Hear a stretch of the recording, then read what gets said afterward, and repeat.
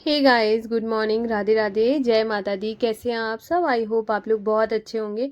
तो आज मैंने सुबह में जो पूजा वगैरह होती है ना वो सब हो चुकी है और सब काम ख़त्म करके मैंने अब क्लीनिंग स्टार्ट कर दी है, क्योंकि अब दिवाली पास में ही है और दिवाली तक हम किस तरीके से स्मार्टली अपने घर को चमका सकते हैं, तो उसके लिए आपको कुछ चीज़ों का ध्यान रखना होगा। और आप इन सब चीज़ों का अगर आप ध्यान रखेंगे तो दिवाली पे आप बहुत अच्छे से एंजॉय कर पाएंगे, क्योंकि जब अगर आपका घर साफ़ सुथरा होता है तो आपका उस तरफ ध्यान नहीं जाता है और आप सारी जो तैयारियां हैं वो पूजा पाठ में लगा सकते हैं, डेकोरेशन वगैरह में।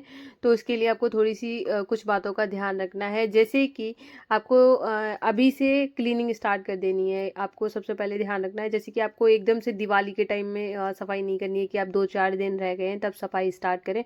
आपको उससे पहले ही अभी से ही स्टार्ट कर देनी है। थोड़ा थोड़ा करके करेंगे ना तो दिवाली तक आप बिल्कुल फ्री हो जाएंगे और आप अपने फेस्टिवल को बहुत अच्छे से एंजॉय कर पाएंगे। तो उसके लिए क्या करना है, थोड़ा थोड़ा हम सफाई पे काम करेंगे। जैसे क्या है, आप एक रूम ले लीजिए, उसका एक कॉर्नर ले लिया जहाँ पे आपका मान लीजिए अलमीरा रखा है या कुछ भी रखा है जहाँ पे आपका सामान स्टोर करके आप रखते हो, तो वहाँ का एक एरिया ले लिया और उस जगह की आपको सफाई करनी है। और सफाई में क्या करना है, आपको जैसे ही आपको देखना है वो चीज़ों पे ध्यान देना है जिस जिन चीज़ों की आपको ज़रूरत नहीं है। बहुत सारी चीज़ें हम क्या करते हैं कि हम रख लेते हैं कि अभी ना इसको रख लेते हैं, ये अभी अच्छी दिख रही है और अभी ये काम आ जाएगी, अगली बार इसको काम कर लेंगे। या तो हम क्या करते हैं, जैसे कुछ चीज़ें ऐसी होती हैं कि हम उसको है ना कई मंथ तक यूज़ ही नहीं करते हैं। हमें लगता है कि अभी ये पड़ी है, सिर्फ हम होता है ना अंदर एक एक लालच आ जाता है कि नहीं नहीं इसको रखते हैं कि अभी ये काम आएगी काम आएगी। तो आपको उसमें अगर आपको लग रहा है कि ये किसी काम की नहीं है और मैंने इसको बहुत टाइम से यूज़ नहीं किया है, आप उसको ज़रूर फेंक दीजिए। क्योंकि जितनी ज़्यादा कबाड़ा होता है, जो कचरा होता है, वो निगेटिविटी लाता है। और दिवाली एक प्रॉस्पेरिटी का फेस्टिवल है, तो आपको इन सब बातों का ध्यान रखना है और आपको है ना सफाई करनी है। और जिन चीज़ों की ज़रूरत नहीं है उनको आप फेंक दीजिए।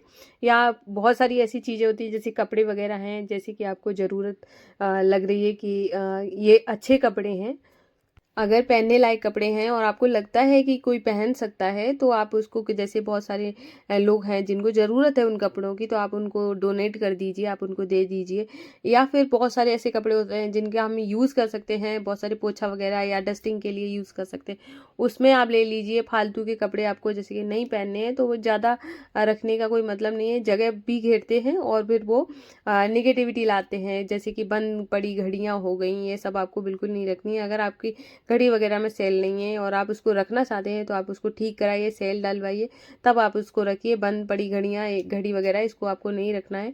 अच्छे से सब साफ सफाई करनी है, जाले टाइम टू टाइम निकालने हैं, क्योंकि जितना ज़्यादा आप अपने घर को हल्का रखेंगे, जितनी कम चीज़ें होंगी वो उतना ही घर व्यवस्थित रहेगा। ज़्यादा चीज़ों से घर भरा भरा भी लगता है और ऊपर से उसकी साफ सफाई पे भी ध्यान देना पड़ता है। तो जितनी ज़्यादा चीज़ों की आपको ज़रूरत है उतना ही रखिए और धीरे धीरे करके आप साफ सफाई करिए।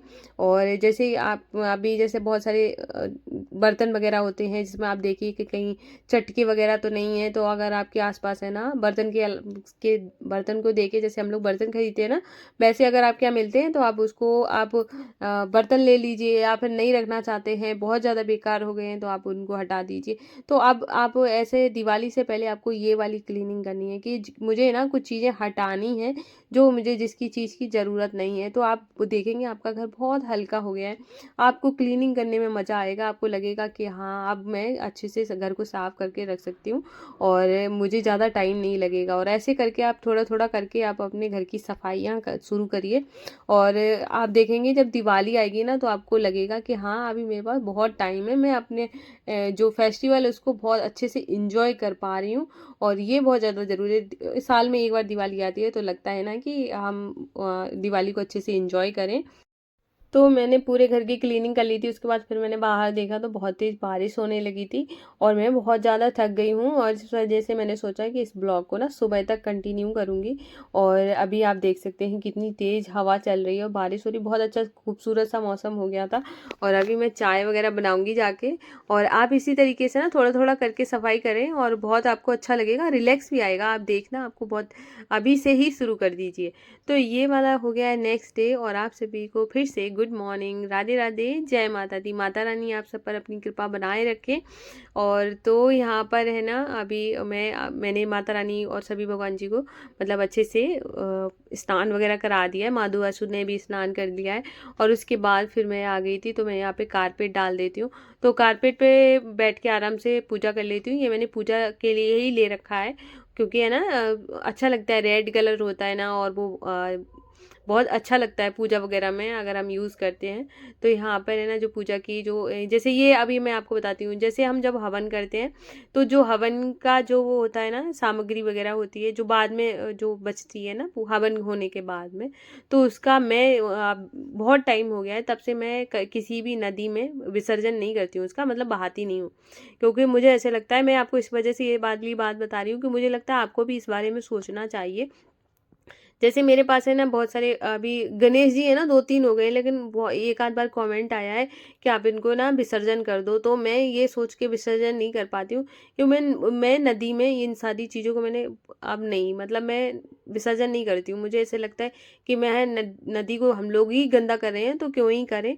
तो मैं जो भी जैसे ये हवन सामग्री जो हो जाएगी ना, पूरी इकट्ठी कर लेंगे हम, उसके बाद मैं क्या करती हूँ, किसी पेड़ में पेड़ के नीचे ऐसे डाल देती हूँ। तो वो वहीं पेड़ के ही नीचे डालती हूँ। मैं ऐसे नहीं करती हूँ कि मतलब किसी पानी, बहते पानी में मैं इसको बहाऊँगी, तो फिर है ना वो बाद में मैं इतने सारे वीडियो देखती हूँ, बाद में वो सब बाहर किनारे आ जाते हैं, और तो फिर वो सब पैरों के नीचे ही पड़ता है, कि चाहे वो आपकी पूजा पाठ की चीज़ें हों या फिर कुछ भी चीज़ें हों। तो उससे अच्छा है ना कि आप किसी ऐसी जगह में, और देखते हैं हम लोग मंदिरों में भी जो जैसे हम लोग फूल चढ़ाते हैं या कुछ चढ़ाते हैं, तो आपने देखा है ना, इस तरीके से अगर मंदिरों में भी अगर विसर्जन होने लगे तो बोरी भर भर के विसर्जन होगा चीज़ों का। तो इसलिए वो भी क्या करते हैं, पेड़ वगैरह नहीं, कि जो उनके साइड में मंदिर के आसपास की जो एरिया होते हैं उधर ही वो सब वहीं पर ही रख देते हैं। तो मुझे लगता है कि इन सब नदी में ना बहा कर है ना, और तो अभी जैसे नवरात्रि के बाद है ना माता विसर्जन लोग करने जाते हैं, तो वहीं पर सब लेकर जाते हैं। तो आप लोग अगर ऐसा कुछ लेके जाए ना, तो प्लीज़ आप अपने आसपास के जो प्लांट वगैरह हैं उनमें डाल दीजिए थोड़ा थोड़ा करके। और जो हवन सामग्री जो होगी वो सब जो 9 दिन की इकट्ठी हो जाएगी ना, वो सब आप उसी में डाल दीजिए। क्यों कहीं भी इस तरीके की जगह में ना बहाएं। क्यों हम ही लोग अगर थोड़ा सा होता है ना, एक एक करके भी अगर हम ऐसा अगर हम माइंडसेट बनाएंगे ना कि हम आगे की जो चीज़ें हैं वो ठीक कर पाएँ, तो धीरे धीरे धीरे तो बहुत सारे लोग ऐसे हो जाएंगे कि कल को सोचेंगे कि नहीं नहीं, हमें भी ये सब नहीं करना चाहिए।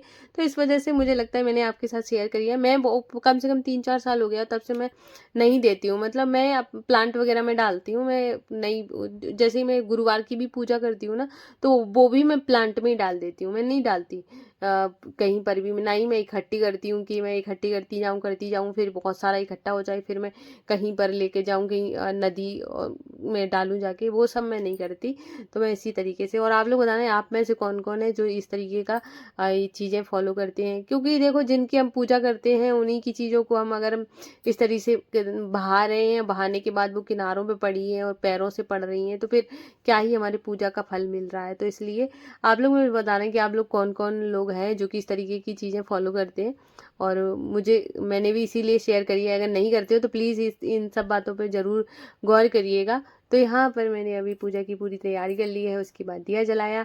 माता रानी की जो जगह है बहुत ज़्यादा सुंदर है, और हमारी माता रानी कितनी प्यारी सी हैं और बहुत सुंदर लगती हैं। सब लोगों को बहुत पसंद आ रही है, उसके लिए बहुत बहुत शुक्रिया, क्योंकि आप लोगों को मेरी माता रानी इतनी ज़्यादा पसंद आ रही हैं, और सबको ही पसंद आ रही हैं। उनका लहंगा, उनका सुंदर सा प्यारा सा चेहरा बहुत अच्छी लग रही है।